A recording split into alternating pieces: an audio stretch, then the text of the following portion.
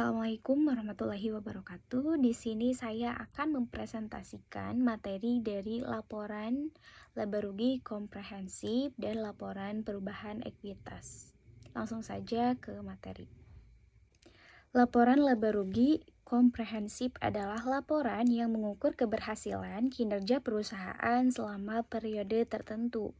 Digunakan untuk menilai dan memprediksi jumlah dan waktu atas ketidakpastian arus kas masa depan.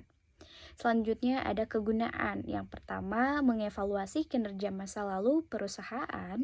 Yang kedua, memberikan dasar untuk memprediksi kinerja masa depan. Selanjutnya ada keterbatasan. Yang pertama, penghasilan atau beban yang tidak dapat diukur dengan andal, tidak dilaporkan dalam laba rugi. Selanjutnya ada kualitas laba. Perusahaan memiliki insentif untuk melakukan manajemen laba agar mencapai target laba tertentu, yaitu untuk memenuhi ekspektasi investor, kreditor agar dinilai baik. Yang selanjutnya, menaikkan nilai kompensasi manajemen. Selanjutnya ada format of the income statement. Unsur-unsur laporan laba rugi yang pertama, penghasilan meliputi pendapatan atau revenue dan keuntungan atau gain. Pendapatan yaitu aktivitas operasi utama perusahaan. Keuntungan yaitu transaksi insidental di luar transaksi perusahaan yang menghasilkan pendapatan. Penghasilan meliputi beban atau expense dan kerugian atau loss.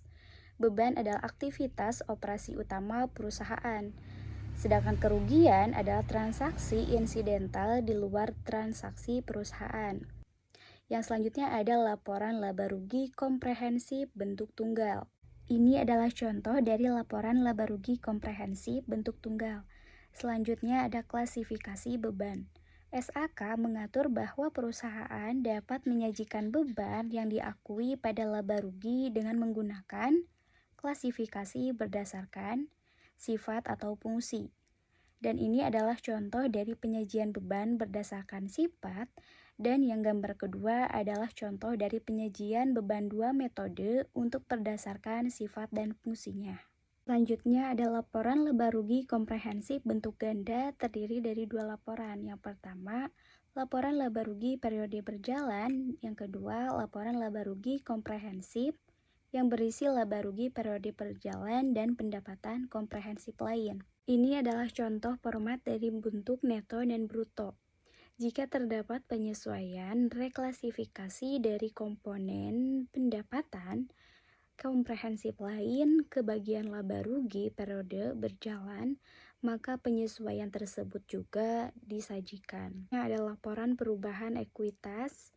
Laporan perubahan ekuitas menyajikan informasi tentang perubahan ekuitas perusahaan antara awal dan akhir periode pelaporan yang mencerminkan naik turunnya aset neto perusahaan. Menurut PSAK 1 Revisi 2009, penyajian laporan keuangan, laporan perubahan ekuitas untuk suatu periode tertentu harus berisi informasi sebagai berikut.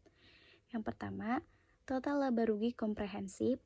Yang kedua, dampak dari setiap pengaruh penerapan retrospektif atau penyajian kembali untuk setiap komponen ekuitas. Yang ketiga, rekonsiliasi atas perubahan selama periode berjalan. Yang keempat, dividen. Ini adalah contoh dari penyajian laporan perubahan ekuitas. Itu saja pemaparan materi dari saya. Wassalamualaikum warahmatullahi wabarakatuh.